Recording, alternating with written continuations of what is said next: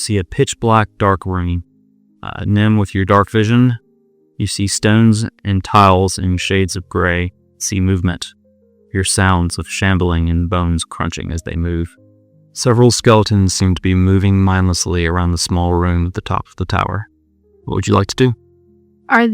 Is the staircase broken, like completely broken? Or is there a small space that if they wanted to try to climb, they could get it?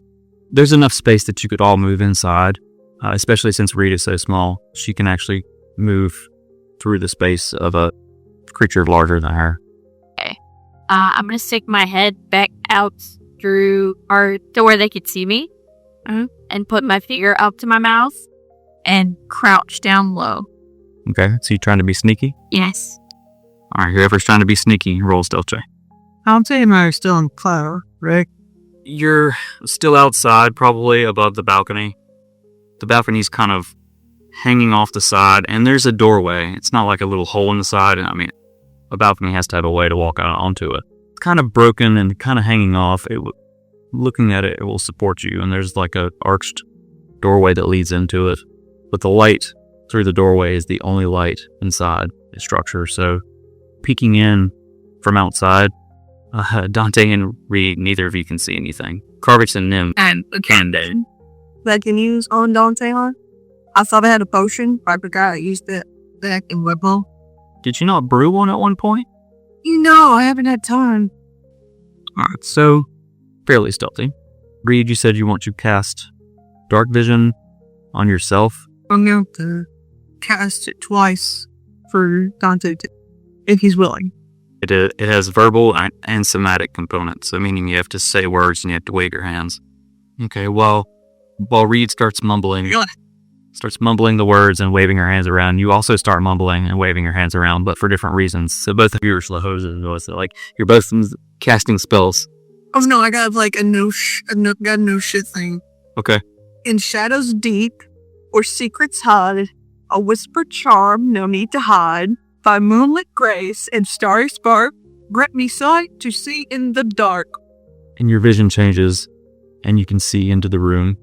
You chant the incantation again, and Dante, you kind of open your eyes wide as your vision kind of shakes and changes.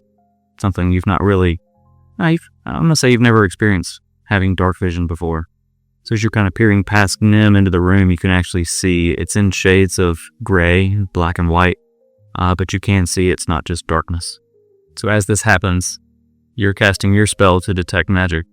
And I also want to use my last second level spell slot to cast Cure Wounds.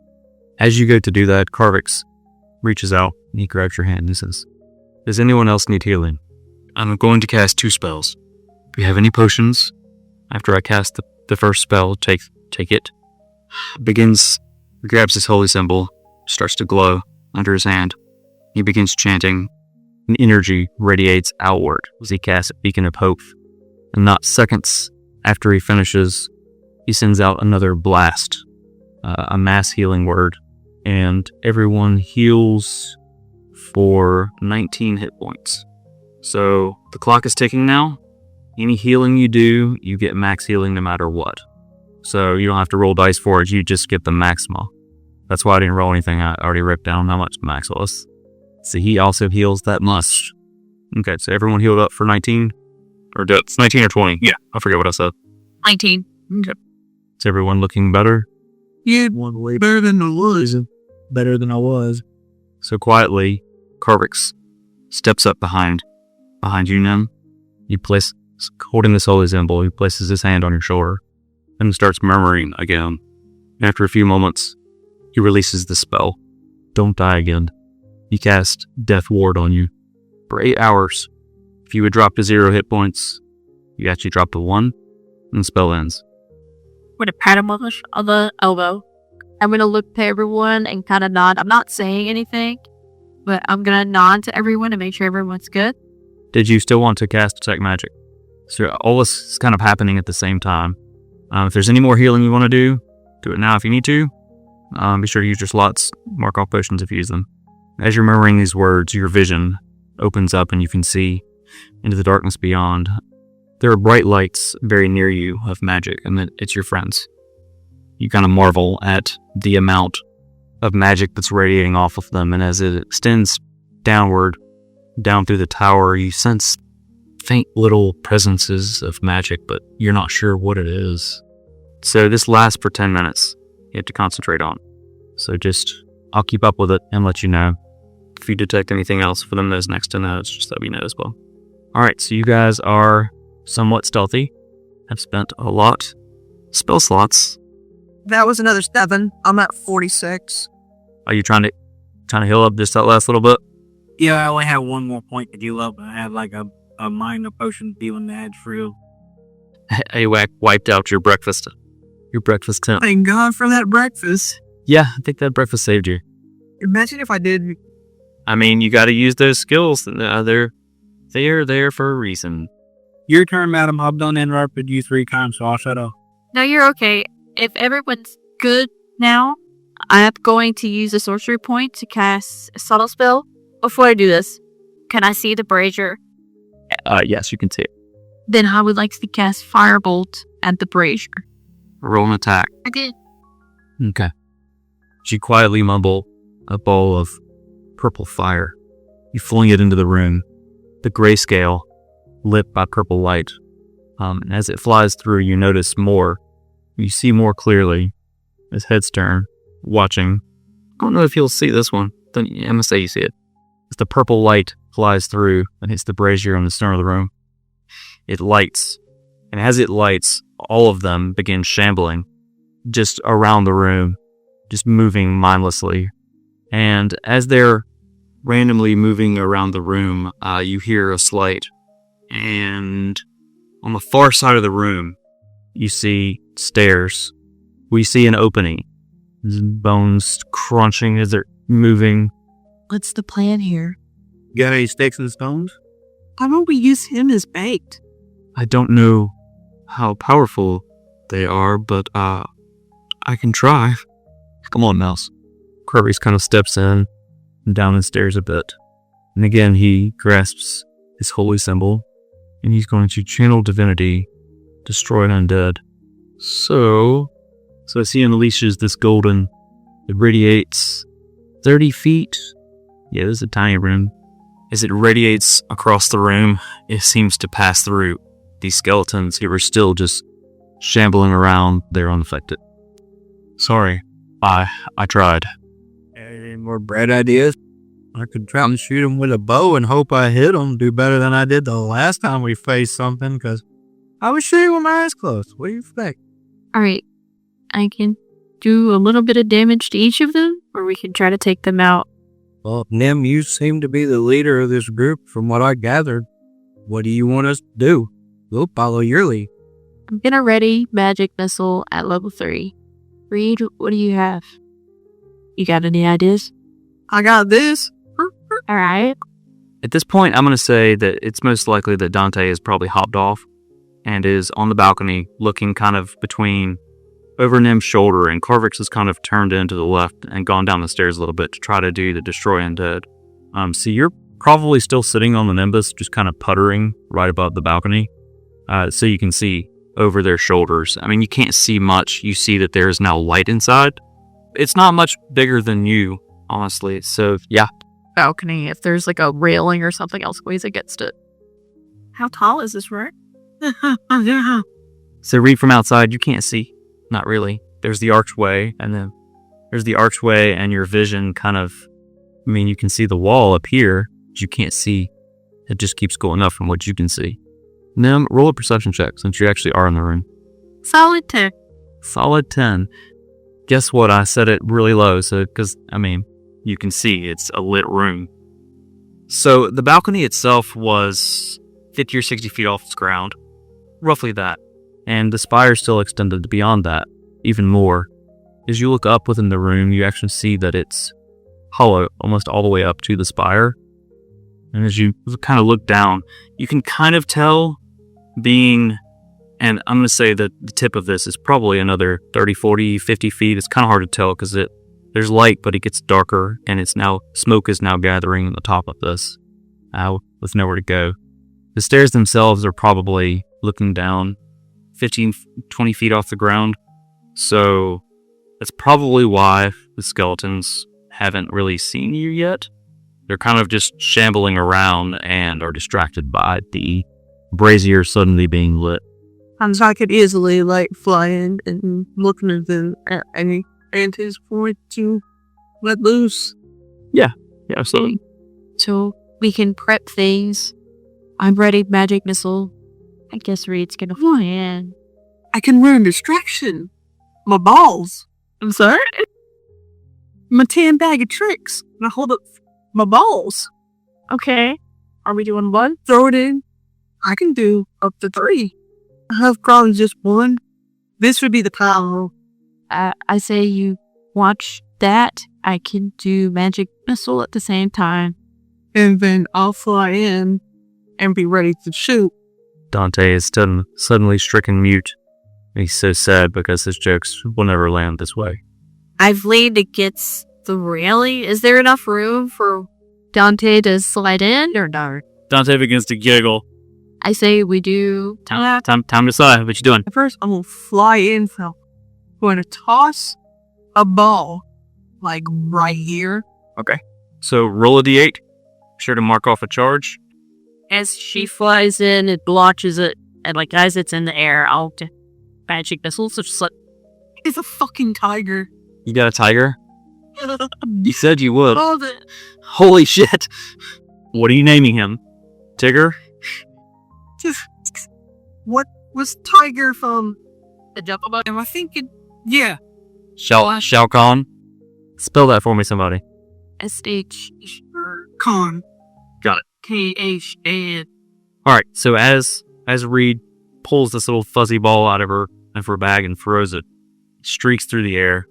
She puts in, throws it. Nim, you hold your staff out and you set it level 3, so that's 5 bolts. Yes, and that's going to be 1 to each. 1 to each. Okay, so roll a d4. Dante, are you unleashing anything? Okay. No sharpshooter yet. Okay, so I'm going to say you had to step in to the room a little bit more. Using the pointer on the map, which one are you aiming at? So as the missiles blast out, Dante pulls back on his bow. So you're going to right up to the edge and you're going to shoot down. Okay. Roll an attack hit with your bow.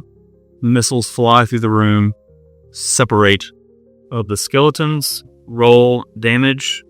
So as the missiles slam into each of them and the arrow strikes the other one, all of their heads swivel. Everyone roll initiative. Do I need to roll initiative for Shere Khan? Yes, you do. I need to add... Okay, top of the round is Karvix, who's going to move down the stairs. He's going to jump over the hole in the stairs. Oh, so we roll an athletics check. So that's 5 feet of movement. Jumping, I'm going to say that's another 10, and it falls. Prone, stands up, uses the rest of his movement to stand up, and he's about right there at the bottom of the stairs. So, Skilly Boy, Karvix is going to cast... he's just going to cast a first level guiding bolt at Skeleton C. So he's got to do a melee spell attack, solid 10, plus that, yeah, it's going to hit. So that is guiding bolt at level 1, holds his hand out, blasts towards this skeleton, who's just glittering by the light. Launch a firebolt at Skeleton 8. Flies through and just dashes across the tiles. I am going to aim down at Skeleton D with my sling and just fire off a shot. Okay, roll inside roll. She pulled back on her sling. The ammunition pierces in the pocket. 30-20. It hits the skeleton, roll damage, slams into it. Pieces of the rickety, rusted armor it was wearing cracks and falls off, and random bones and ribs fall off on the ground. It's looking pretty rough. It's your attack. Got a bonus action? You want to move anywhere? I'm going to point at Shere Khan and go Shere Khan! And point at Skeleton D. Item. And he lunges at B. Roll an attack for a bite. D20 plus 5 to hit. So that's an 11. As he bites, the skeleton happens to shamble at that exact moment. And so that's all it can do. Do you want to move anywhere? I mean, I'm up in the air. Yeah. How high are you? Just for my brain. I just flew like straight from here Okay, so you're probably 20, to hide this thing. probably 20 feet in the air. I'm going to say you're head height with everyone that's standing up at the top of the stairs. All right, so that is your turn. Next up are the Skelly boys. Skelly A, step towards Karvix. Pull out a rusted short sword. 15 does not hit. Swings across and misses. It's A's turn. Next up is B. Swing the short sword at Karvix. Natural 20. So that is full 10 points damage. Has a shambles forward and swings its short sword across. Catches Karvix across the armor. Slips and actually catches some of his skin. And that is its turn. Skeleton C is dead. Dead again, I guess. He's going to look up and see the golden cloud and just kind of see your face peeking over it. And you kind of lean back and you're like in the act of leaning back. He's going to reach back and he's going to grab a short bow. And that is a 21. So flies up, it actually comes through the cloud. As it comes through, comes up and past you and manages to like graze you as it flies past, dealing 6 points. And then he is going to 5, 10. It's going to shamble that way. It's also going to reach around and pull a short bow and point it. You read, that's a long roll. Roll way over there. The 21. It can actually see you. So it's like arrow flies by and just barely nicks you across, dealing 6 points of piercing damage. Okay, next up is Dante. I'm awake. Oh, let's see. I'm going to take my longbow out again and aim for skeleton A. You draw your bow back. I learned my lesson last time. Don't use that other fart.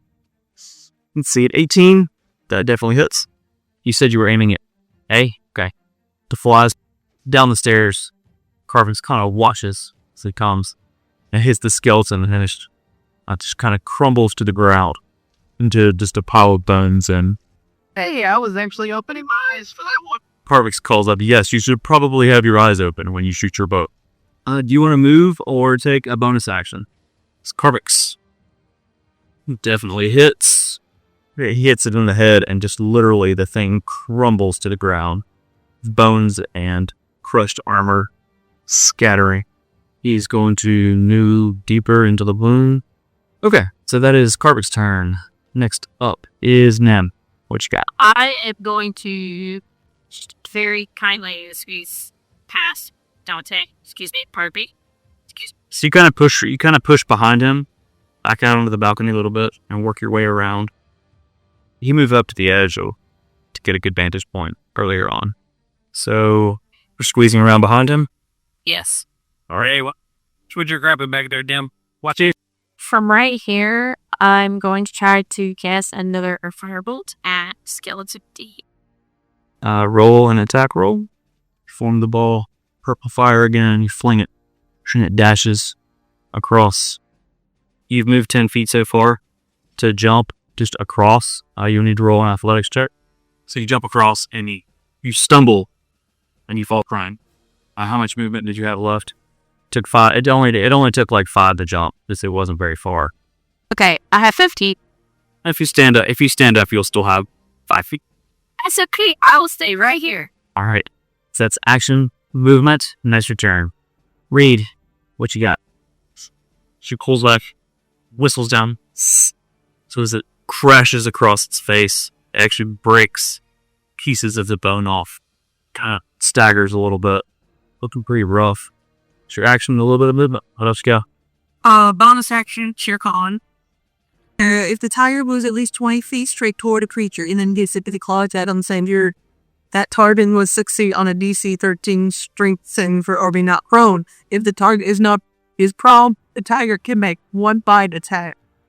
You could run around the ring and get enough to do that to E, probably. I mean, it doesn't say does it say in a straight line? No, it just says go straight to her. I'd give it to you if you were going for E. Yeah. All right, so roll a claw attack. +5. D20. Yeah, buddy. 13 plus 5, Yes. so an 18. That hits. Go ahead and roll damage for that. Is there damage for a claw? Yeah, it is. Yeah. 1d8 plus 3, 1d8 plus 3. DC 13. As Shere Khan runs up, swings its massive paw, the skeleton, and as it catches, He's broke. it's kind of just dashed against the wall, just bones in the air, like it doesn't even have a chance to fall prone. It is just obliterated. That is the end of LT Gray's turn. A dead, B dead, C dead, D. D is still focused on you, Reed.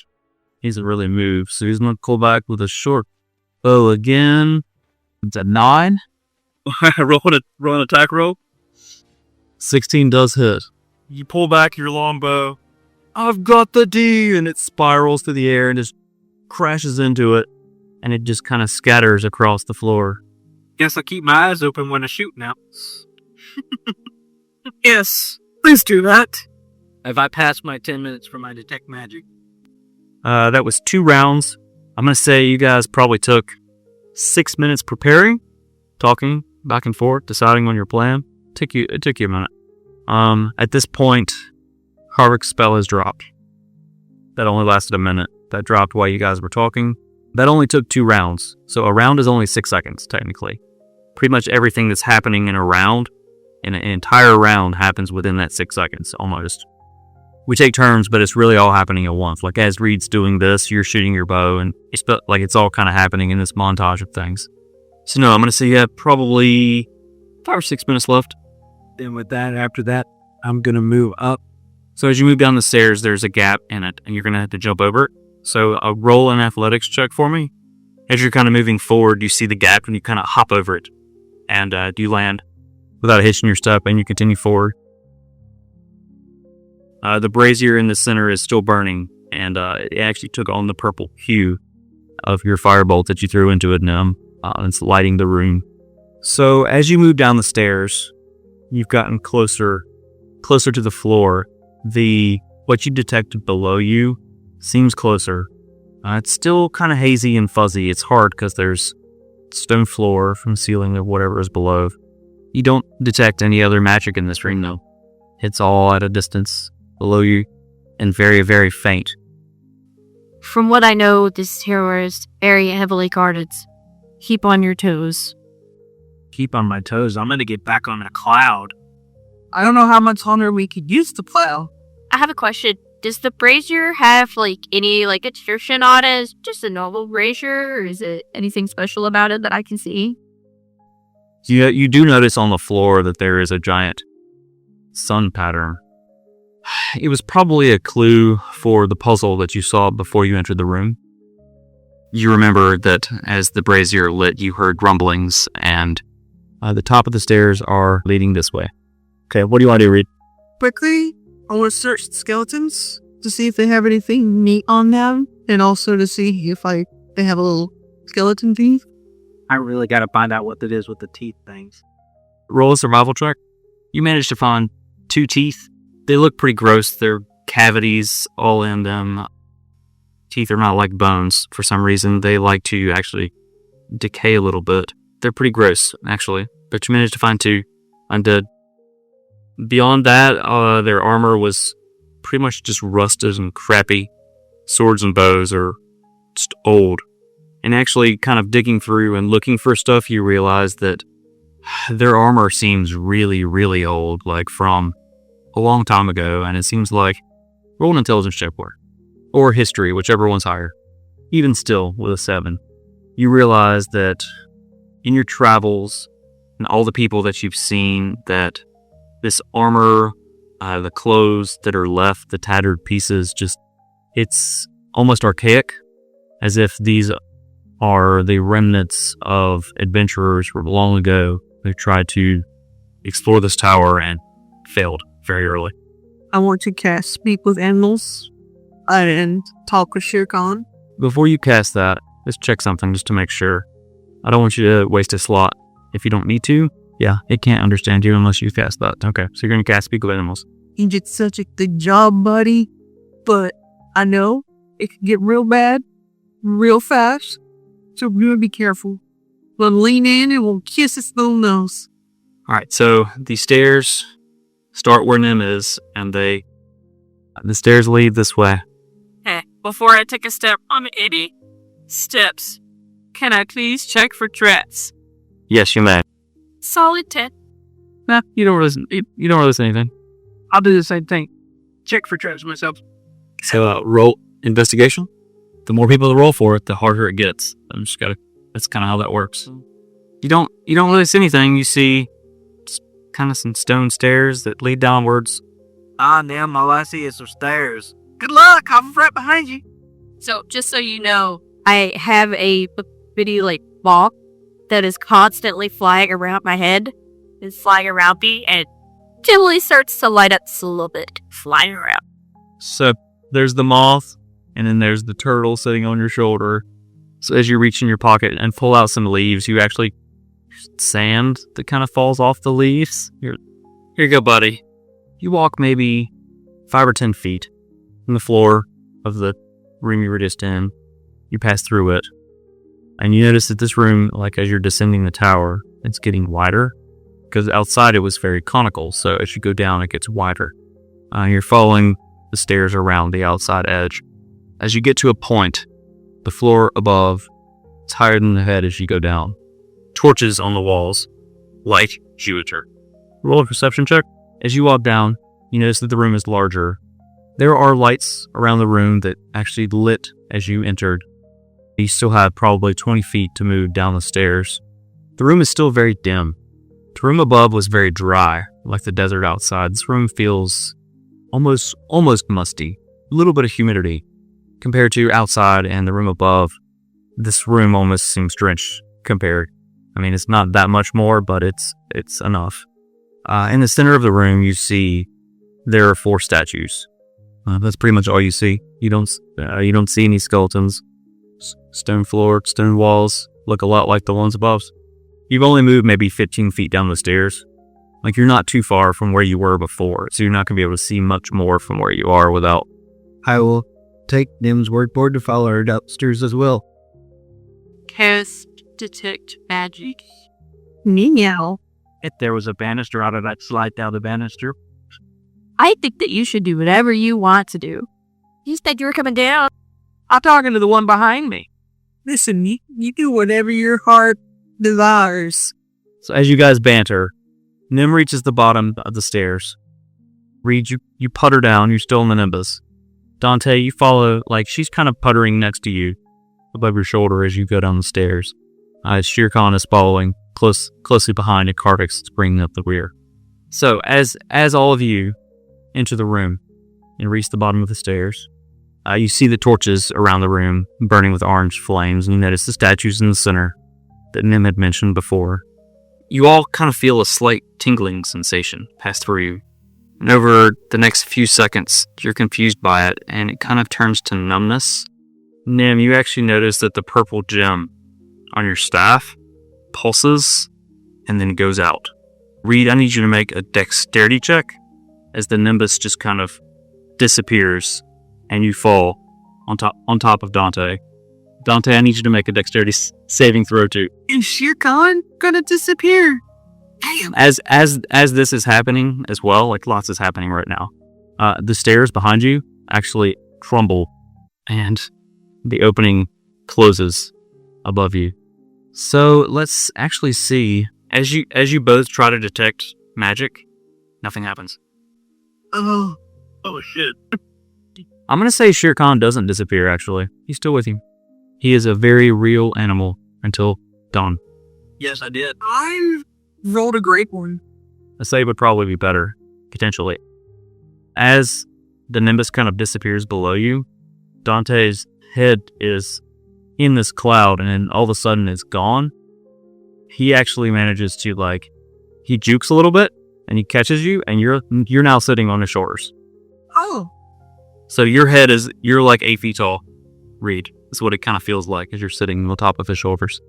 Actually, with all the shit she's carrying, she probably weighs more than you. The moth continues to flutter. So you reach the bottom of the stairs. You try to detect magic into where you cannot. The stairs crumble behind you and the opening above. Simultaneously, it all just kind of closes up. Once you can tell, there's no way out of this room. What are you going to do?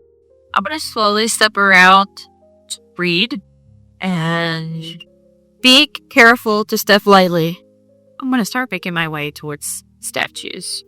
And I would like to take a look at this one right here. Alright, roll an investigation check. Okay, 13. So as you kind of look, you're looking specifically at this statue, but as you do, you're kind of peering around it. You notice the base is square, and it kind of seems off kilter. You kind of look around at the other ones. You notice that they're all kind of pointing random directions. And as you look at the ground around where the bases are, it looks like they're a little worn. So you kind of you walk around more towards the center of the round. You kind of look up and you're just you close your eyes and you take a deep breath and you don't see anything because your eyes are closed. But you had a nice woosah moment. Yeah, what are you guys doing? Reed, you're kind of at Dante's point because you're still on his shoulders. Okay, you want Shere Khan to follow, so move him along with you? Yes. You're riding on these big broady shoulders. You're along for the ride. This room seems sketchy. He's going to kind of look around. Do I know what that feeling is? Dante, no. Nem, no. Reed, this actually is familiar to you. Roll an intelligence check to see if you remember. I'm going to grip Dante's head as I can feel the remembrance. So you do remember. Bucket? Is that what you just said? So you do remember. In my head, I'm going to say, okay, the DC's going to be 5. She's going to remember this. You roll a 7. You're good. You remember that when you were taken captive, you were kidnapped, there was something in the room that you were in that suppressed your magic. Everyone roll a perception check. Look around. Dante and Reed. Everyone but the tiger and Nem looks up. So they're kind of looking around the room. Around the very top, probably 50 feet up at this point, because the stairs were very long to get down to the room. 50 feet up, near the floor. And Dante, you think this is probably what you were kind of detecting. Are these blue gels gradually pulse. They grow brighter. There's probably 7 of them around the room. Beyond that, with those rolls, we'll see both rolls. You notice the statues. Same things that Nem noticed as you actually investigated. They're just perceiving.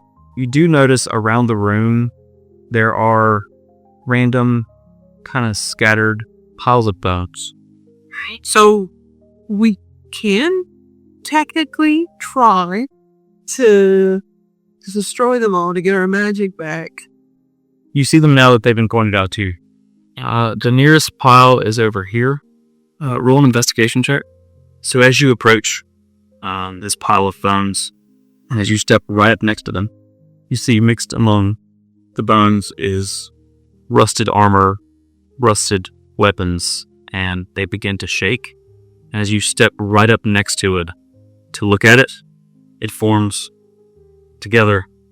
Looking for more misadventures, mayhem, and magical mishaps? Catch us live most Fridays at 9 p.m. Eastern on Twitch and YouTube, where the dice are hot, stakes are high, and someone's definitely making a terrible decision.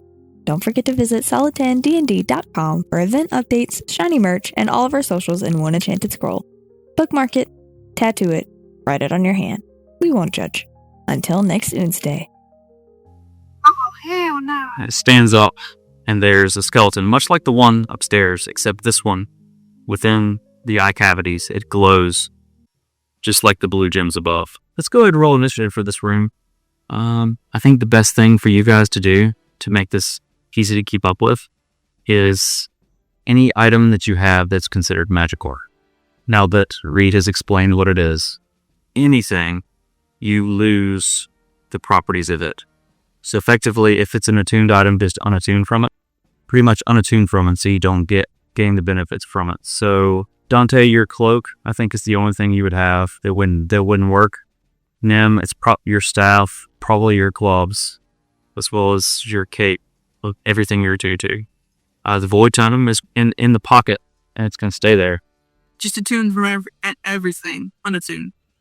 Just for the sake of this, you haven't technically unattuned from it. It's just that because you are attuned to them, it's actually giving you those benefits. If you unattune from them on the sheet, it will undo those things, so it doesn't add the bonuses that you get.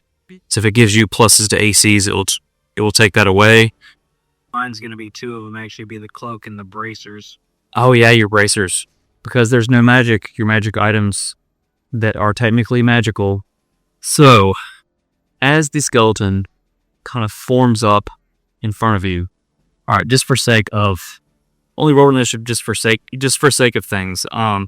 So between the two of you, he rolled a higher initiative. So as he stands up, and his eyes start pulsing with the blue, pull a sword out, he's going to swing it at you. So you manage to hear it whistle past you. He's kind of shambles to the side as his body is still kind of forming up after he's swung at you. Just the rest of you kind of see this happen. It takes you a second. He's going to swing again at you. And 11, whoop, just misses. You manage to kind of juke out of the way again. Gonna try again. Swing down. You catch him right in the clavicle, the collarbone. It snaps, falls to the ground. Your staff is a magical item though, so any effects with it are probably not. Actually, I think I specifically said some things on that are non-magical. So yeah, go ahead and roll your extra d6. He crumbles to the ground as you hit him, but the last week she's just slamming her stuff into the ground. As you take the last swing into this pile of bones and it's falling apart. The skull is no longer glowing. You hear a crack as your staff hits. And you feel a reverberation and you feel a crack form through your staff. What are you guys doing? No. Is the skeleton dead? Oh yeah, she fucking wailed up. Reed, what do you want to do? Okay, let's see what they're doing, and then we'll have you look at the stuff. Can I just see her about to lose? I guess she's about to lose it over the staff. Okay, let's have her roll an investigation check with advantage to look at the staff now, because you are very well. Yes. Okay. You kind of stop and you look at it. You see that the gem, the purple gem, though it's not glowing, in the black ashen wood would have formed, or that a crack has formed around it, ever so slightly, and it runs the full length from the top of the carefully crafted dragon's head all the way to the very bottom. Before any of that, Reed, roll an insight check with advantage because you know them pretty well. Let's see if you can actually pick up on this. Let's let the dice decide. Because she didn't say much, she just turned around and Are you fucking kidding me? turned even more purple. I got a 10 for both. Solid 10. Solid 10. Plus 3. You know her well enough. You can tell just the way that she kind of turns, just her movement seems different.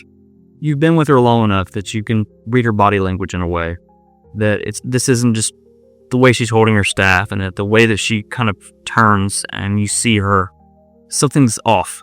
You don't necessarily know what, but you can tell that something is off as she turns purpler. When we get to her, I need you to kneel so I'm her height. To do that, I probably have to be on my hands and knees, but okay, let's go. All right, let's go. Come on. And now I'm down on my hands and knees, so Nip can see Reed at the right height. I guess we see this big old crack. Roll an investigation check. Better, but not great. Yeah. Reed, as you're kind of balancing on his shoulders, you're looking at just what's in her hands. It's her staff. You see that she's holding her staff in a weird way, almost cradling it protectively, but you can't see why. Okay. I'm gonna grab her hands while we're holding staff, or stare her right straight along, hey, look at me. I don't know what the problem is.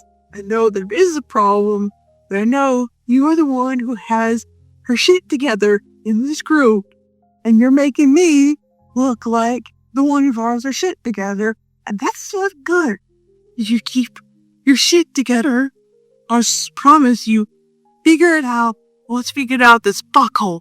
As she says this, I just gonna drop my hand. I'm not dropping a stab, but I'm gonna Like, I'm pulling it like this and dropping my hands back so she could see the crack. Oh, well, that's not great. I'll explain in a minute when I'm not looking down at you. Your staff's a little bit fucked, okay? We will figure it out once we get out here. But this staff makes you Nemiea, the sorcerer. You, poker jet, like, not like just in the middle. You make yourself. Once we destroy these fucking gems, you are still a great sorcerer as my best friend and my person, pretty much. We're like the only people who haven't left each other. Reed, roll a persuasion check with advantage and take an inspiration. Save it, use it, whatever you want to do. Okay. So, Nim, you were very moved by this.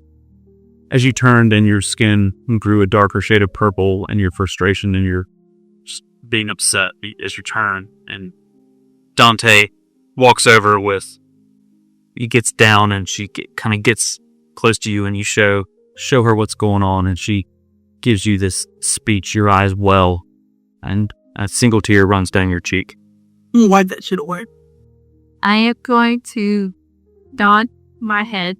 Does it feel loose? It's obviously cracked, but does it feel like really loose? It still feels intact. It's just there's a hairline fracture through it. I am going to reach into my component pouch and take out 2 tiny strips of white cloth and kind of make like a knot around it, kind of tight, and just kind of brace it a little bit near the tip. As you struck it and it fell to the ground and you wailed on it, weighed down. That is inactive, dead, undead, double undead.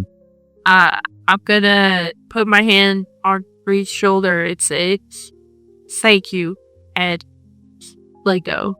And take another look around. And then look up at the ceiling and say, do you have any plans on how to destroy those? Best I got is Dante or any shoot at it. I would like to, after fixing my staff, I'm gonna take my backpack off, then like put it on the side of it so it's just like behind me. And I look around and I'm gonna go back to the center of the room. And standing in the center, where are the other bunks at? Roll a perception check. It's a 3 + 1. It's a 3. Even though Reed so graciously wiped the tear out of your eye, you're still, I mean, you can see, you can't really perceive where the piles of bones are. I'm going to go up to this statue right here. Is there anything written on it, or is it just plain? This particular statue, you actually look, as you look up at it, it's kind of a nondescript humanoid. You're not sure racially what it is. There's no engravings on it. There's nothing that really stands out. It actually, as you kind of look over your shoulder back at the one behind you, kind of like looking back and forth between them, there's no difference really between these statues except maybe a little color. It could be the light. Hard to tell. But what you do notice about this statue is that it's facing towards you from where you're standing. It's facing towards the center of the room. As you look upwards with its face and hand downwards to the floor, this particular statue, you notice that there is no roughing on the floor around it.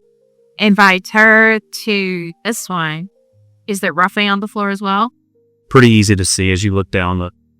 To up the floor, this one right in here is the only one that's not rough at the bottom. You've only looked at 2, so you don't know about the other ones yet.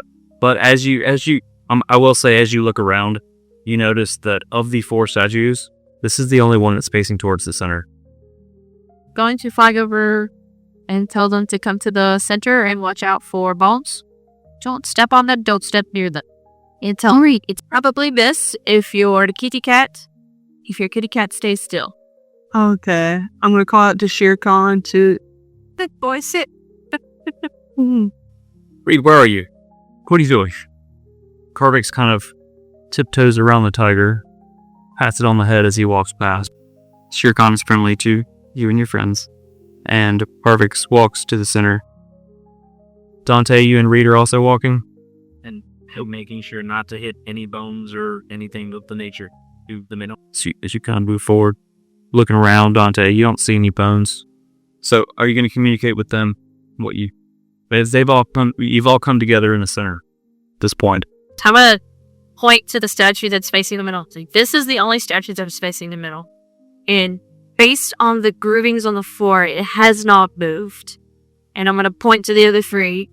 These have been turned, I think. We need to turn them, but I worry that there might be a sequence of some kind. I'm gonna point to them and I'm gonna ask if the colors look different to them as well. Does this statue and this statue look to be two different colors? I don't know. I can't see anything. Reed's got her hands over my eyes. I'm letting her be my eyes. Oh, you had to be my eyes a minute ago. Well, I was hiding you from Nino's little... Roll a perception check. So as you look around, they are slightly different colors. As you're watching, the blue light pulses and the wall braziers are burning. You think it's just a trick of the light. They all seem pretty much the same, just nondescript humanoid statues. Yeah, I do the same to see if I see anything different. Then I'll give it a swing. We'll see if the dice are good for me. Breed's hands like, just give me a second. I'm trying to look. You look from the one that's Nim pointed out that hasn't moved, and you look at it for a second. You look at the next one. You take a solid several seconds to look at each of these. The whole time you're kind of like, fuck off for a second. Like, lick my pinky and stick in his ear. Do you want to just accept it, or do you want to fight it, Dante? You're going to fight it? Roll a dexterity saving throw. Unarmed strike for Reed. Flat +2 against your 18. You managed to, like, at the last second, you can kind of like... While he's looking, I'm taking out my notebook and I'm kind of like sketching really quickly the statues. Rough dry. Just kind of taking a look. It's like there's a halfling on your head.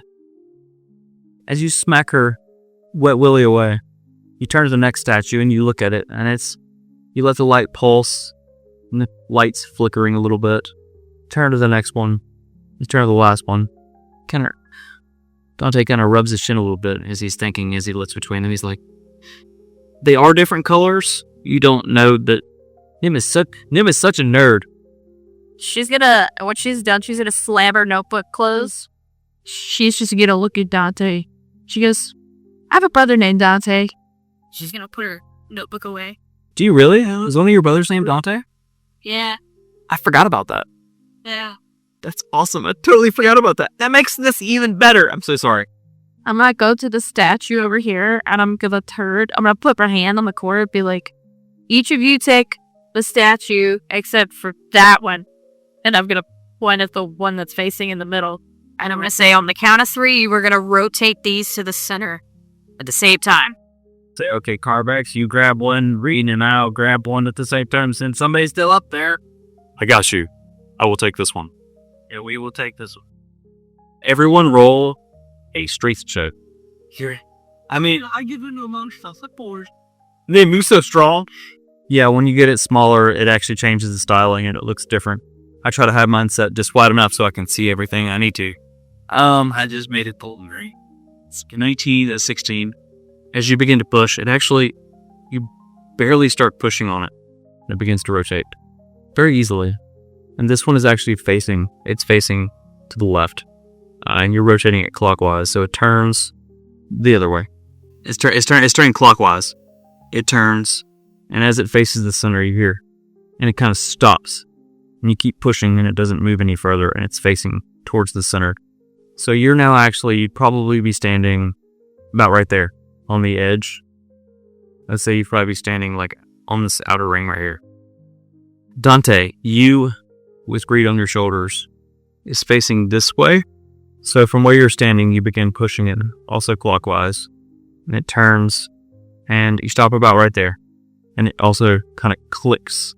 And you hear some rumblings as it's also facing towards the center. I need some help. Alright, we'll run over and help too. This one's facing almost the opposite. Everyone roll a strength check together. Reed, you can roll one too. On this one, you're like, okay. And you're kind of like leaning forward over. You're helping. You're definitely helping. You're helping so hard. You manage to All of you kind of move around the statue and stop about right here. As it turns together, this one was a little more stuck. As it turns, and it's also facing inward, and it goes and sets itself. And in the center of the room, you see the blocks begin to kind of move, shift. As they shift, the floor kind of drops and turns and drops and turns and drops, and you see, starting here, is a spiral staircase that's slowly dropping below you. And as this spiral staircase drops, you notice the blue pulse and the odd numbness is passed over you, so you can retune to any of your magical items. I may guess. I'm walking you down the stairs. Huh. Okay, so you guys are still standing in this room. I will lead the way. Last time didn't go so well for you. I'm going to take out my staff, and I'm going to take out my backpack, and I'm going to sit it down on the ground, and I'm going to rummage through it. I'm going to pull out my Cadian wand, and I'm going to set my staff on the ground and use a charge of mending. So as you bring the wand out and you use one of the charges, it expends the charge, but nothing happens. And with your intelligence, without a roll, you can kind of gather that this is more for mending everyday objects, common, maybe uncommon, but not objects like this.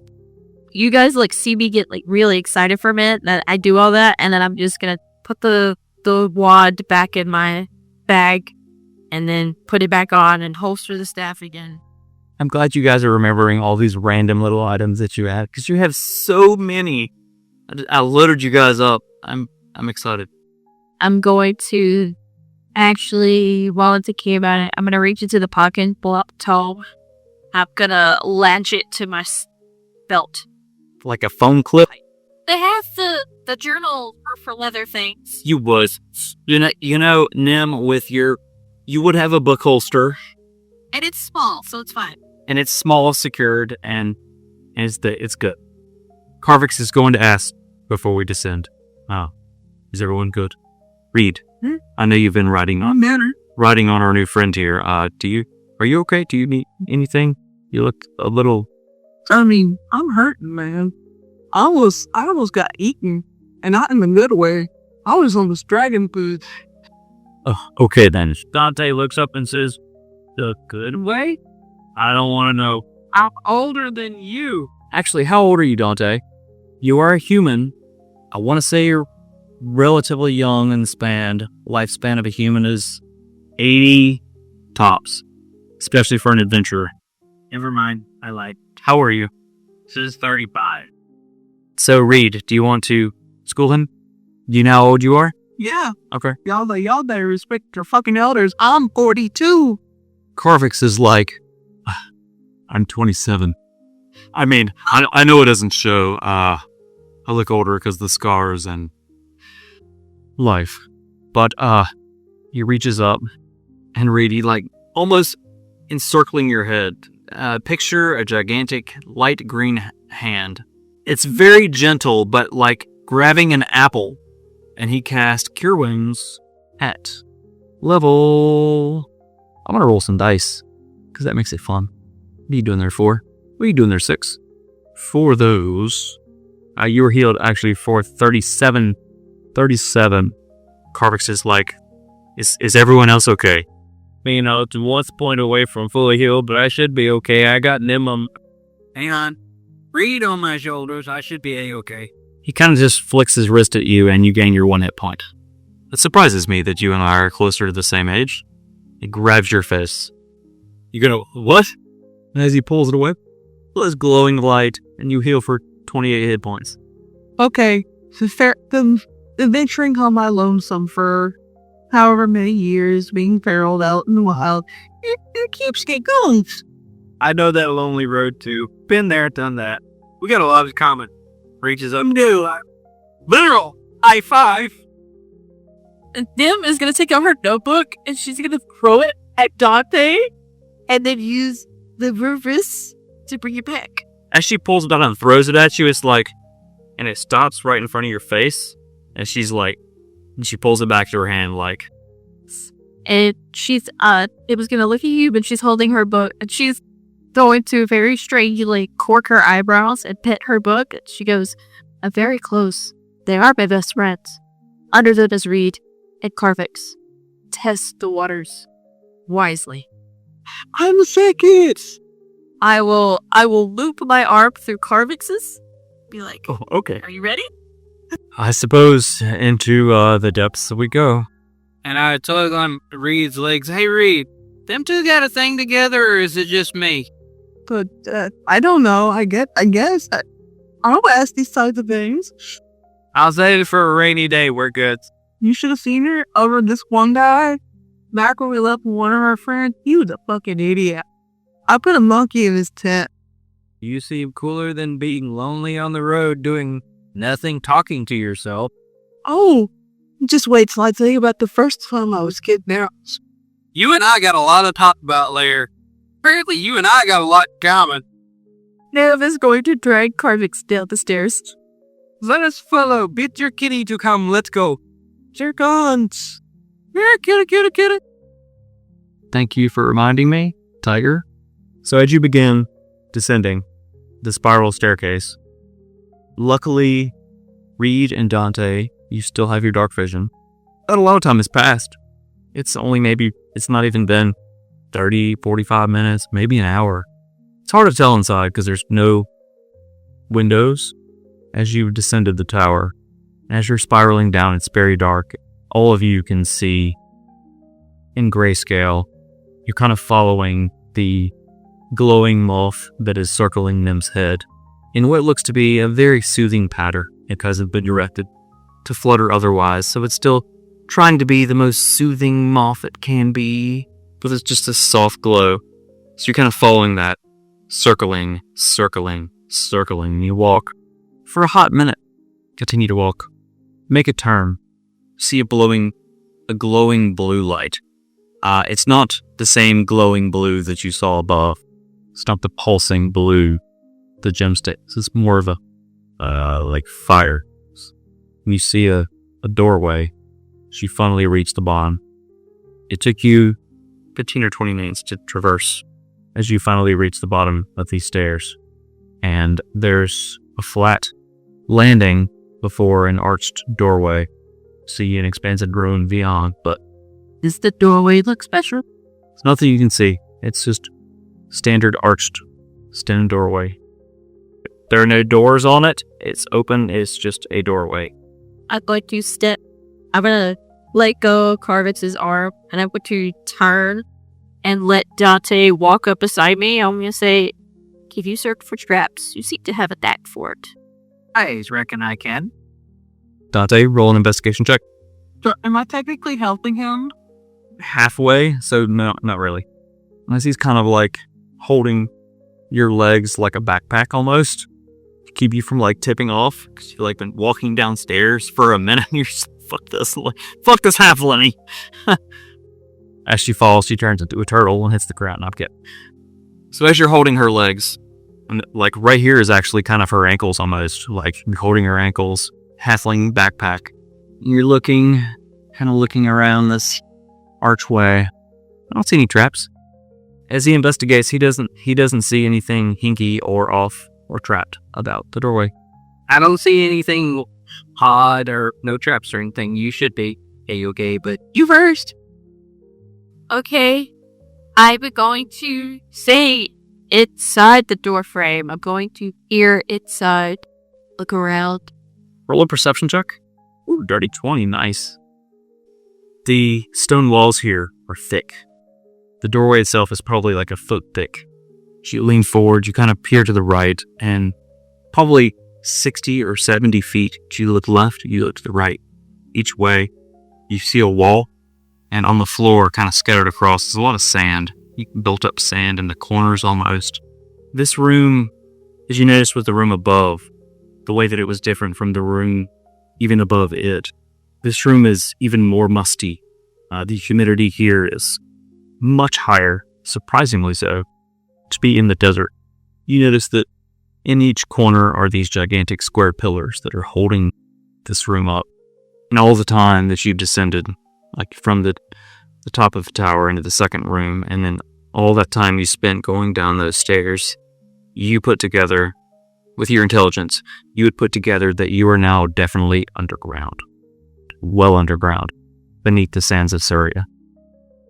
I don't know who's behind me, but I'm going to reach my hand back, like holding out for a hand.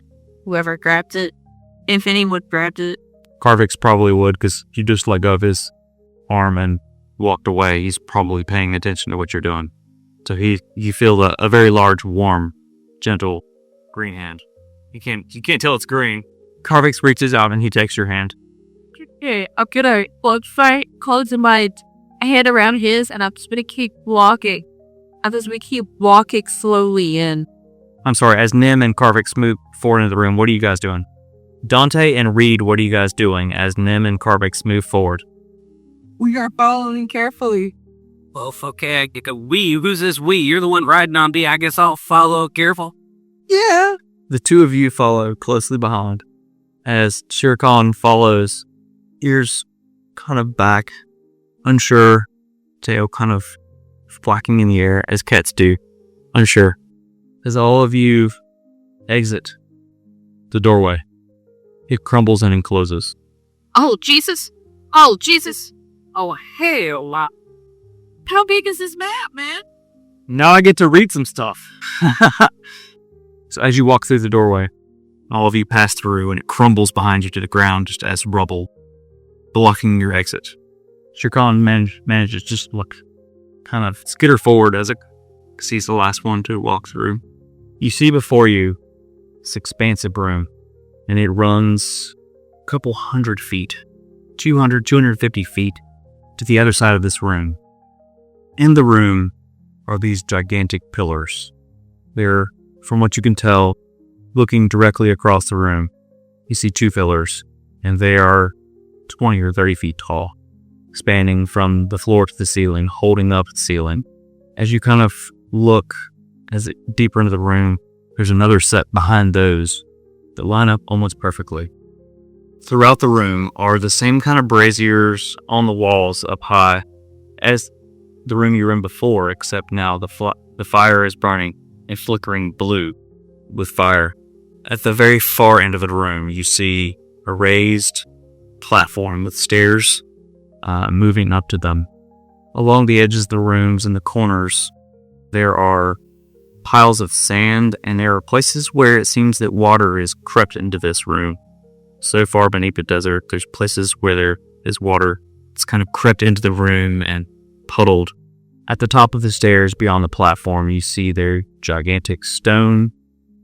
There's a doorway with solid wooden doors that are closed, pillars to each side and pillars corners. But as you take all of this in, the thing that grabs your attention the most, at the base of the stairs, a figure turns, the bits of sand on the ground scattering as it turns. It's this figure. It's hard to discern. Its eyes seem to be glowing, and its side is a dagger. It's all light, much like the walls. He hasn't noticed you yet. I want to cast Pass Without Trace. Okay. To troll. Pat, you cast it. Everyone roll a stealth check. Are you going to remain on Dante's shoulders? Yes. Okay. So, for the duration, each creature you choose within 30 feet of you, including you, has a +10 bonus to stealth. You don't get to roll stealth though, because you were relying on Dante. He rolled an 18 plus 10, so 28, right? No, he rolled an 8, so he has an 18. Nim rolled an 18, so she has a 28. Gotcha. Do you want to roll for Shere Khan? That would be Dex plus 10. You enter the room and you look around. You kind of instinctually try to hide. No place to hide. It's the middle of this wall, look into the edge of the room. What are you going to do now? I'm still holding Karvix's hand. Like, I had it so I saw this and I was like, I'm going to point to one of the pillars. And I'm going to take Karvix up and try to push it, point towards the pillar. So you kind of split. Shere Khan's waiting on direction. He begins to move forward. Did he follow you? What are you looking for, Nim? I am looking for holes in the ceiling or the walls that this sand possibly come in. Okay, roll a perception check. As you look through the wall, look along the walls, you're kind of peering around this pillar, trying to stay unnoticed, but also still trying to get a good lay of the land. Along the wall, as you lean around the southern wall, you notice it's kind of broken in a little bit. There is a bit of sand that's kind of poured out on the ground, and there's pooling water on the ground next to the sand, which is odd, being in the desert. As far as holes in the walls looking for sand, you don't see anything. Nim has perceived the room and doesn't see any openings along the walls that would allow sand to fill it. And someone's spaceship is looking for. As you all hide behind the pillars, you hear a soft laugh begin to echo through the run. I knew you were coming. I'm not sure if you saw me, but I saw you. Show yourself. So I'm gonna hold up Karvix' hand, and I'm gonna point to it, and I'm gonna go out. It's basically me asking if he'll come with me. Let's go. Then I will slowly step out with Karvix and cast Thaumaturgy, throw my voice, Okay. and say, Who is it that addresses us? I want to beckon Shere Khan along with us. As you all walk out, who is it that beckons me? And her voice just reverbs off these walls, sounding menacing as fuck. The creature turns slowly because he's facing away. Turns. In the mask, you see these glowing sockets, wrapped arms. Who are you to question me, the guardian, this tower? Him is going to say, with her voice still projected, I am Nemiea. So it's you. I felt your presence here. It must have been a dream, but I knew you were coming. Who are you? And the guardian. And the guardian of Ber-Sera. You made it this far. Let's see if you will make it farther. He reaches and he draws from his belt. It's glowing. He reaches out. I need everyone to roll initiative. You guys are great, but we're stuck underground now. Fuck you, okay, bye. Top of the round is the Burj Wraith. That's just what I labeled him as. That is not really what he is. You'd be scared if you knew what he actually was. Going on. As you all kind of converge into the center of the room, the creature's turn. His eyes are glowing. He has drawn his dagger. That's right. And I said roll initiative. Everyone has rolled initiative. We're at the top of the first round. The Burj Wraith is going to reach his hand up, pull it down. And in front of him, he pulls his hand up at the ground, rises skeletons with blue, glowing eyes, 5 of them. Cast a spell. His visage, his form, goes blurry. Hard to see. Not invisible, but hard to see. And that's his first turn. Reed, you're up next. Can I hold my turn till Dante? You have to be more specific. Until Dante does what? He's got more movement speed than me, obviously. He got lucky mix. You're pretty fucking powerful, so who knows? Like, it's probably close. So when Dante tries to attack, you're going to hold your action until then. So go ahead and move him to where you'd like him to be. Remember your trigger, mommy. Next up is... I am Magic Missile. You can clear your stack odds to do this. It's It's your focus. Level 2? Yes. So that's 4, right? So as they, at the end of your staff, they crash into each of them. And they're still standing. And the Burj Wraiths, it laughs. That's your turn. So as the magic missiles slam into the skelly boys and the wraiths, you reach out a stand, begins to vibrate, because you're holding it after casting the spell. Is holding his hand out, closes his hand, and the wood shatters to a billion little pieces. Purple gem falls to the ground. Okay, what are you doing? We release. Go on attack roll for me. Sticks into his chest. As it sticks into D's chest, you would target D. You would. He falls to the ground. One skelly less. One skelly less. Is Reed holding her action still? Yeah, so go ahead, Reed. You have an action. That's all you got. Okay. Yep, I got this. I'm casting Spike Throw. What's the range on that? 150 feet. 20 feet that way. You're either gonna miss B. Okay. We got B. So what happens?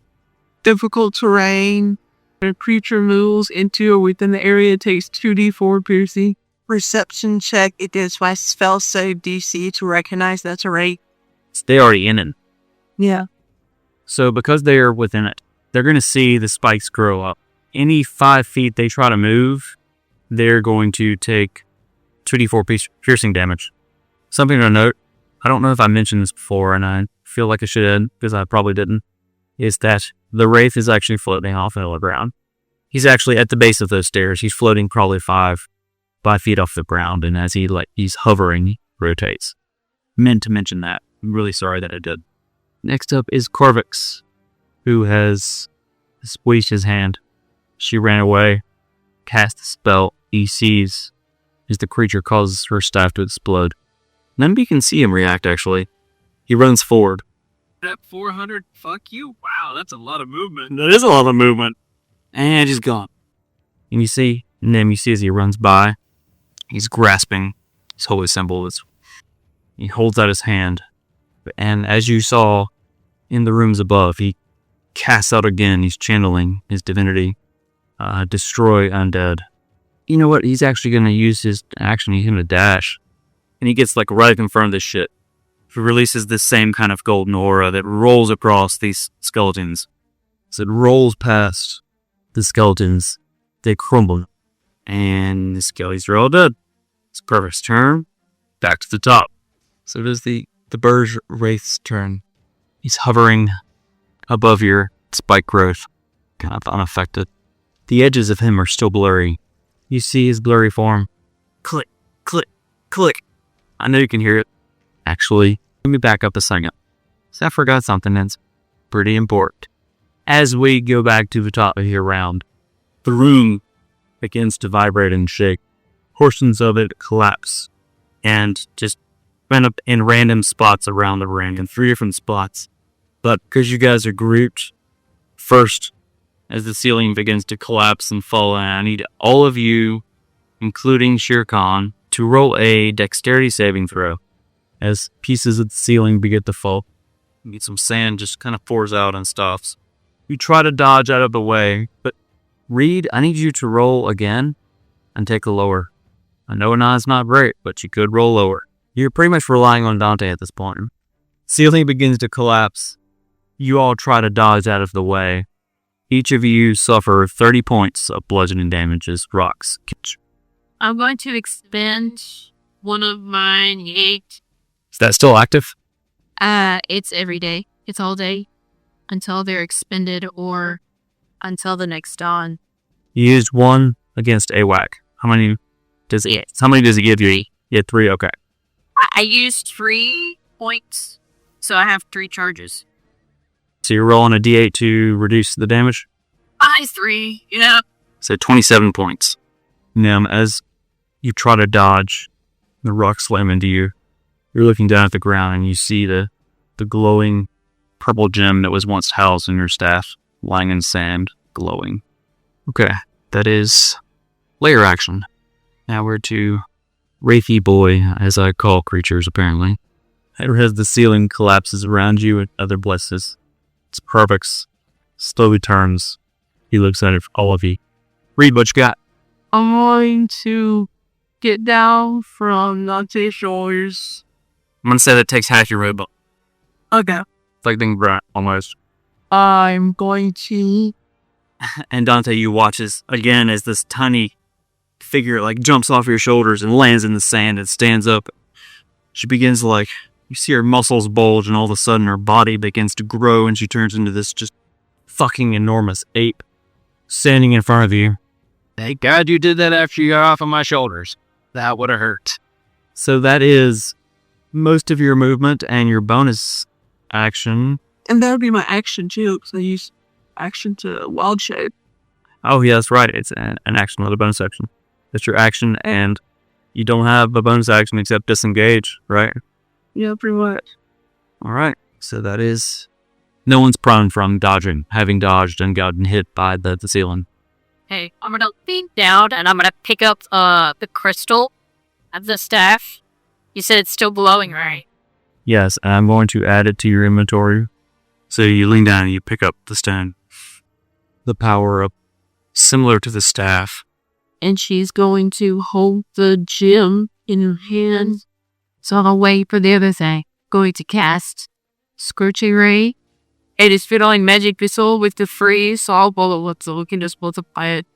So to hit, solid did. Make a ranged spell attack for each ray. So roll 3 times. So the first one, ray that flies wide and dashes against the stairs. You cast the second one, and it goes around the other side and dashes against the stairs. He manages to duck out of the way as it flies by, just missing 16. Pam is gonna cast Force Step. Skadoosh! Dante, you're up. So you release, blow and tie. Sticks into his shoulder, dealing 9 points. It sticks into his shoulder, and he's like, of piercing damage. It's your attack and your movement. What else you got? Top of round 3 pushes forward from behind Tinter, raging the sandstorm begins to roll across the ring. Anyone that is not prone, make a strength saving throw. A 15 plus 5. Actually tracks. We roll for Shere Khan as well. Yes. Did you actually roll his? Did you roll his dex save? Did he take the damage from the fallen ceiling? How many hit points does LT Ray have? 37. He's got 7 hit points left. So Reed, you and Kikazi form the elements. Only one succeeds. Everyone else, you are pushed 20 feet to the left of the map. So 4 squares pushed away from the Burj Wraith. Reed, you are not. Shere Khan is. I am pushed against a pillar. All of you also take 10 points of slashing damage. So All of us? everyone that was pushed takes 10 points. As the sand in the wind flies past you, grating against your skin. Hello there. It slashes out of them. His knife. The blue gem in the hilt glow as it deals 10 slashing damage. After it hits, your brain pulses, suffering from 7 psychic damage. Something seems to be glowing around his head now. It's his turn. Reed, what you got? My jump attack, is that high movement too? No. Okay, I'm gonna move my 30 feet. That was 17. I need to make a con save. Oh, yes. And then I'm at your No, yeah, you're good. man. I know I won't hear anything, but I want to jump attack to get another 30 feet. I'm just very angry at the ground. Oh, this one patch of dirt in particular. There. I'll give it to you. Yeah. I'll give it to you. You've convinced me. I'll give it to you. As you're running, you jump across the ground and you jump the additional 30 feet. Is that it? I'm going to roar at the Burj Red, like, fuck you, dude. Roll intimidation check. Damn. Honest. As you roar, but in the middle of it, you kind of squeak a little bit. It's not as scary as you want it to be. That's 3d6. You get 10. Yes. Yeah, I forgot. Solid 10. Solid 10. So he takes 5. Says these words, and she grips this glowing purple stone that once was housed in her staff, and she's like, and from her mouth rolls this purple roiling cloud around him as it rolls across his body as he suffers half the damage he should. And I'm going to spend 2 sorcery points to do forget the spell. As you cast magic missile, and these spiral out from somewhere. Not sure what your focus is now. He casts shield as a reaction, which completely nulls. It's Nim's turn. Dante, you're looking kind of rough. What you got? Well, with the fact that they are on the other side of this pillar, I need to get to where I can either. Because of your feet, yeah, I think you could move northeast a little bit. With the sharpshooter feet, you can ignore their cover if it is as much as 3/4 cover. Right now, you can't see them at all. You need to move enough around to be able to see around them to see the creature to where you have at least less. You need to be able to see at least 1/4 of them, and then it's like they're not hidden at all. Yeah, I'm gonna say you can see him. Just line of sight from what I can measure. I'm pretty sure sharpshooter negates that too. Shit. Oh wait, do you have 2 attacks? Did I totally fuck that up? Yes, you have 2. You can shoot twice. Yes, that's what I was looking at. I fucked that up, dude. I'm so sorry. I'm going to pull my bow back with another arrow, aiming towards the monster. It's hard to miss that up there. 15. 15 flies just barely past him. Is that a regular shot or sharpshooter? And then you see as the creature in front of you, like, an arrow kind of slams into his chest. He's like, again, he rips it off and throws the broken arrow away as he takes 15 points and piercing damage. So that extra D8 of damage, he takes another 5 points of damage as it slams into him. Fuck yeah, dude. I got possibly some constitution saving throws that need to be. That's what I'm doing. His figure shimmers and he is no longer blurred. That is Dante's. That's just your action. It's a movement. As a bonus action. Okay, so here's something we haven't really discussed yet. Kind of a sidebar within this heavy shit that's happening. With potions, you can take potions as a bonus action or as an action. If you take them as an action, you get the full potential healing benefits of them. So if it's 2d4 plus whatever, you get all of that, no matter what, as an action. And sacrificing your action economy. If you take it as a bonus action, you roll the dice and you see what happens. So it's an option for either, depending on what you need to do in your turn. But that's something that's out there. Just mentioning it because actually I was looking at it. This is kind of a up to DM rules and how you play. Technically, potions are an action event.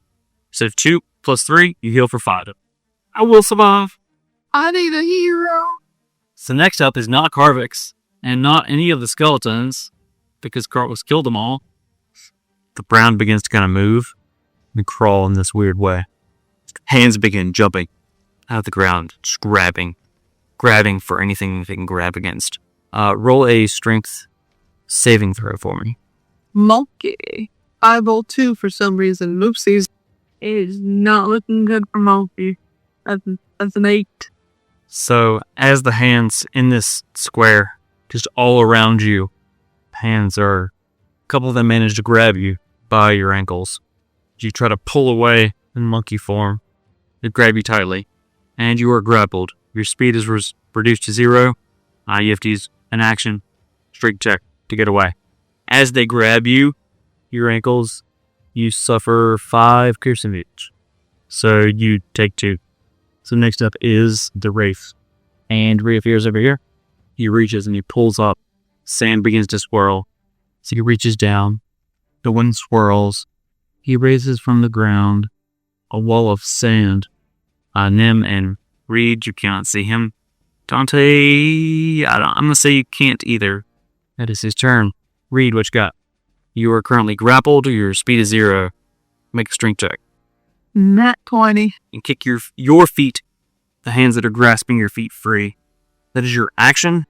As you kick them away, all of the hands in the area kind of recede back into the ground. What else have we got?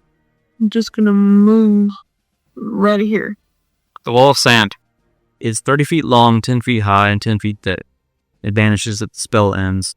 It blocks line of sight but not movement. Creature is blinded while it's in the wall space and spend 3 feet of movement for every 1 foot that moves there. So it's just made of sand, so you could move through it if you wanted to. It's not stone. When you're inside it, you're blinded. You can't see, but that's only why you're inside the wall. It's only 10 feet tall. Would I be able to make it here? Do I need to draw some triangles? Yes, you can do that. Roll attacks. Your attacks are the same. Your damage is different. So that's like 2 plus what?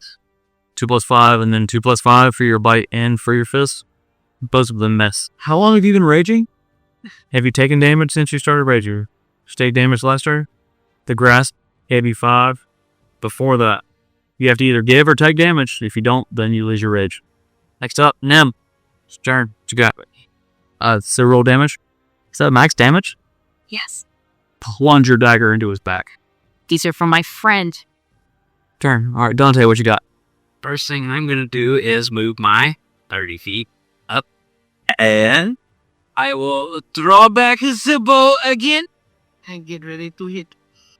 Are you gonna shoot your bow twice? Yes, I am. Are you gonna cast any spells for your bonus actions beforehand? Tell you what, let's do this. Let's do Hunter's Mark first. All right. So as a bonus action, you hold your hand out, you say the words, and you feel a connection with this thing as you mark it. And you pull back your bow, roll an attack for the first hit, and go ahead and roll the attack for the second one as well. Okay. So the first one you draw back lands in his shoulder and it just hits the 17. The second one lands in his other shoulder.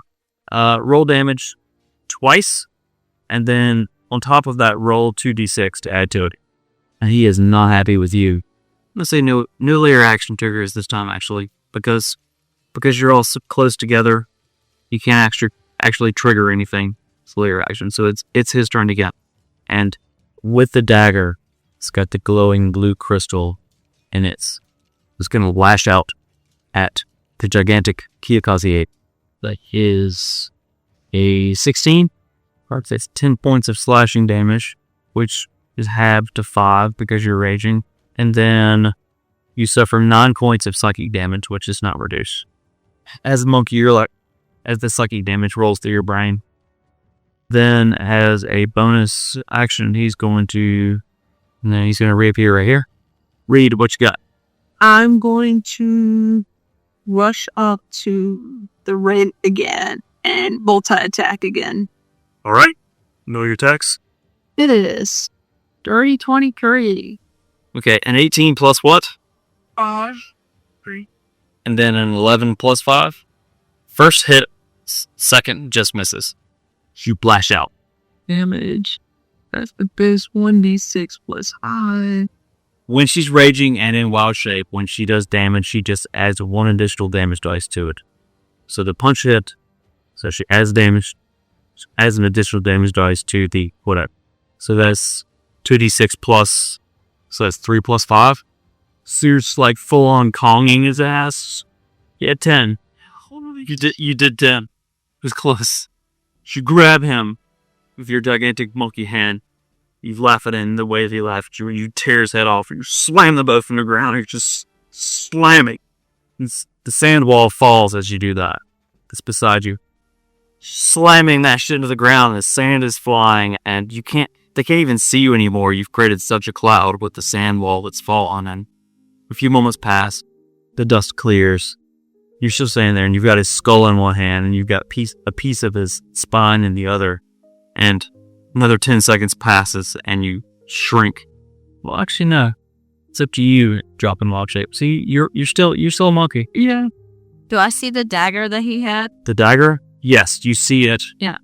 As she grabbed him and tore him apart, he was kind of flung somewhat. At least she didn't fist this one. It's sticking in the ground about right here. We didn't have anything to fist. He was just floating. I think I'll pick it up. I added the dagger to your inventory. You wait a few moments and you look around. As you're looking, you feel this faint little buzzing. I don't know where I am. The world around me is gray, ground ashen beneath my feet. I'm alive, but I'm surrounded by looming danger. I think I'll be okay, but you hear the message in your mind. You know them, you can answer, but you have 25 words.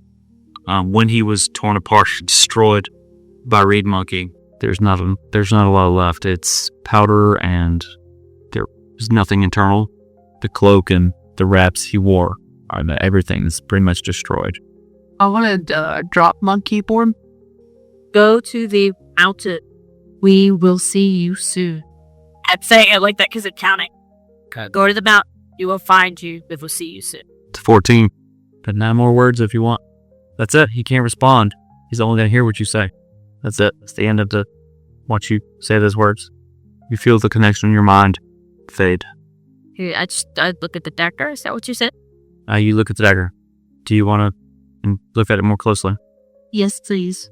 Roll a Codex Lore check. As you look at the dagger, something resonates with you. It seems ancient. It seems orderly. From what you know, it seems of Mechamus. There's a blue gem in it.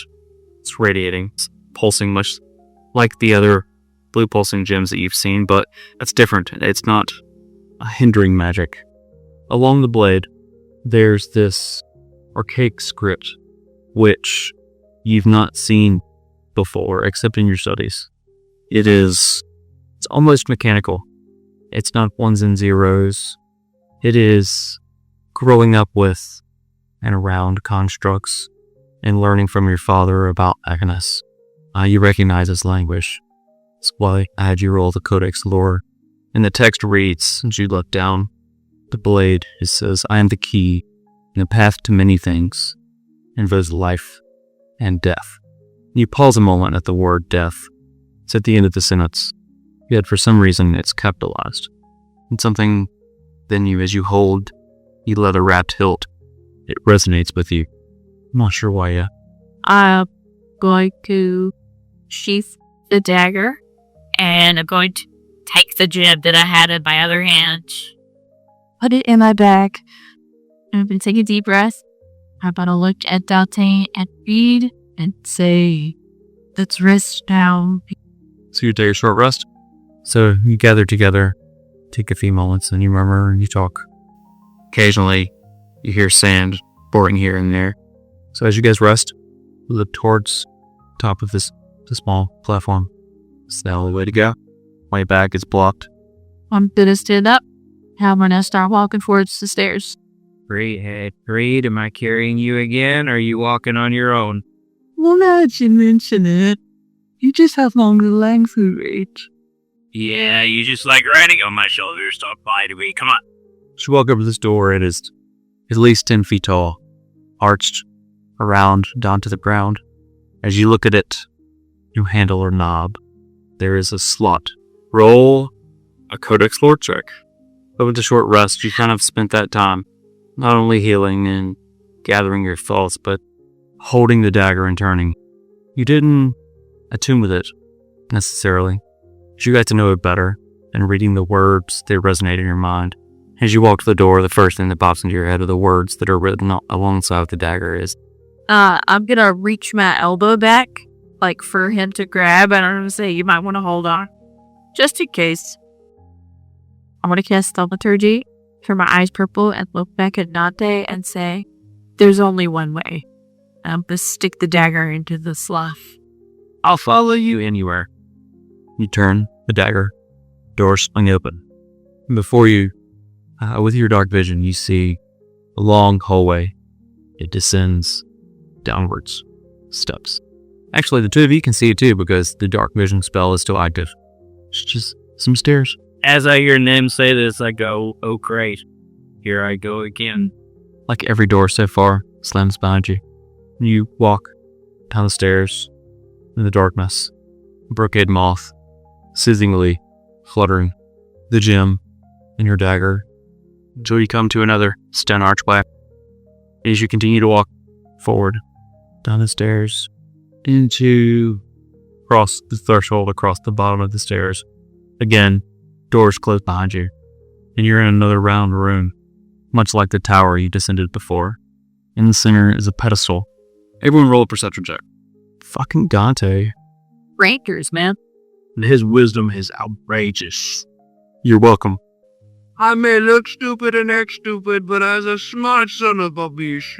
You're not smart, you're wise. It's different. You may not understand what you see, but god damn it if you don't see it all. So as Nim and Reed kind of scan the room, the anxiety of what they've gone through over the past couple weeks even, they're looking for danger. Dante, you're more just looking to see what is there, in a way. Nim and Reed, what you see is, as you scan the room, you see that across the walls in the circular room, there's some sand buildup. Just strange. You two notice, too, is that the room is even more humid and moist than the two rooms previous. It's gotten, as you've gotten deeper into this, it's gotten more wet in a way, just in the air. The humidity has risen. So Reed, you are now on the ground, standing next to Dante. Okay. I'm explaining what Nim and Reed, what you see. Across the floor, you actually see that there is water in a way. It's kind of trickling almost across this deep deep beneath the desert. The two of you are probably wise enough and smart enough to understand that you must be really deep in the desert. You notice all these things as well. While they are distracted by looking for danger, trying to perceive traps or imminent death, you're more just kind of perceiving everything. And you notice the moisture and sand on the walls and the water on the floor. But what's drawing you, you realize this now, what's been drawing you ever since you left. It almost seems like the other two can't even see it, but you see it. A small white book. It's very small. Just sitting, but it's glowing. The golden light. It's almost hard to see from where you're standing. It glows and you can feel it. You struggle to resist the call. It's calling you. It's what's been pulling you. It's why you've come all this way. You reach down. It's like the size of an index card almost. I mean, it's about this thick, but it's 3 inches by 5 inches. Then you feel it surge through your body and the draw, pull, the thing that brought you here. You had the thing that you've come for. You feel that the weight of what you found. You don't understand it. As wise as you are, as you're standing there trying to understand what you can't understand, the pillar that the book was sitting on drops and slowly begins to turn into the ground. And as it does, water begins rushing into the sides of the room. You have 5 minutes to figure out what you're doing. I turn to Reed and I grab her. I reach over her hand. I'm going to pull her to me, looking around, and I'm going to yell to Dante, "What did you do? What are we doing? What's going on? What do you see?" I yelled back to Kim, grabbed a book, picked it up, water started flowing in, thing you went down, we fucked. What you got? It's slowly turning and descending into the floor as the water is slowly rising. And the door behind us is closed, right? Yes, it is. You now have 4 minutes left.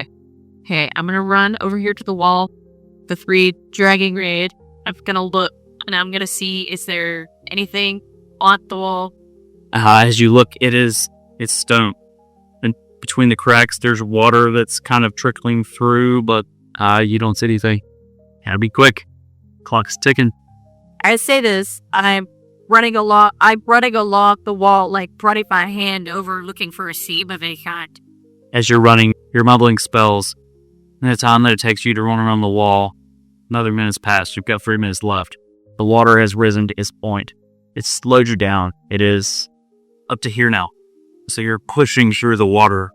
The ceiling's 5 feet above you. It's not very high. Okay. Is the pillar still going under? Is it still down? It's slowly turning as it descends into the ground. At this point, it's almost half its height. Because it'll take all of us. I'm probably swimming at this point. Yeah, your speed is halved. We've been planning for this, apparently. 2 minutes left. So I'm gonna help Dante push pillar. Okay, so how are you pushing the pillar? What are you doing?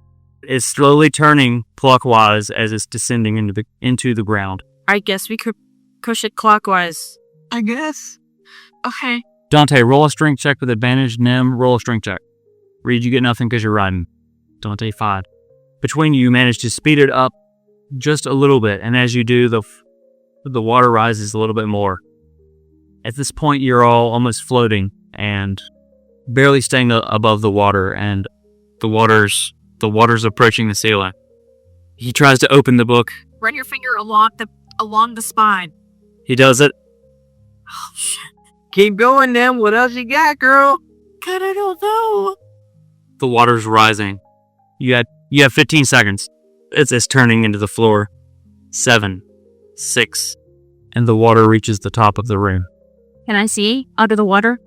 So your constitution modifier is how long you can hold your breath. I got 6 minutes. Damn, your constitution that high? My modifier is a +3. The water reaches the ceiling. The pillar hits the ground for a number of minutes equal to 1 plus your constitution modifier. So what's your constitution modifier, Dante? So you hold your breath for 3 minutes. Nem? It's 3.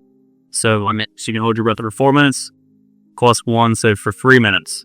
What is Leo's constitution modifier? He's also with you. He's a turtle, so he should be good, right? He can hold his breath for as long as you can. So, as the water's rising, All of you are at the top, and you take the last breath you can as you see the water at the top kind of ripple across. And you look down, and the bubbles are kind of moving around your face. So you see the pillar hit the ground, but then you see it continue to spin deeper into the ground. It keeps turning, and it keeps turning, and all of you holding your breath. Whoop, just bubbles. 30 seconds pass. 60 seconds pass. You see the pillar disappear. You can feel the water begin to pool as the room begins to turn. And all of you try to grasp. You're slapping around the ceiling as the room begins to turn, and you're sucked downwards, and you're spiraling. You're spiraling and you're holding your breath, and you're all held together as you're spiraling.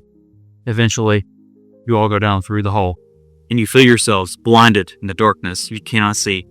Even with your dark vision, you can't see. You're holding each other. You batter down this tunnel, banging into the sides.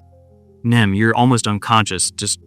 You're barely holding on with just being bludgeoning against the sides as you're holding on to everyone, trying to keep Leo with you, battered along this path. And it feels like hours. But it's only been minutes as you all are holding your breath. Minutes pass, and you hope it comes out somewhere where you can breathe. You can't hold on to this much longer. You really can't. That's where we're going to end this episode, this session. Looking for more misadventures, mayhem, and magical mishaps? Catch us live most Fridays at 9 p.m. Eastern on Twitch and YouTube, where the dice are hot, stakes are high, and someone's definitely making a terrible decision. Don't forget to visit solid10dnd.com for event updates, shiny merch, and all of our socials in one enchanted scroll. Bookmark it, tattoo it, write it on your hand. We won't judge. Until next Wednesday.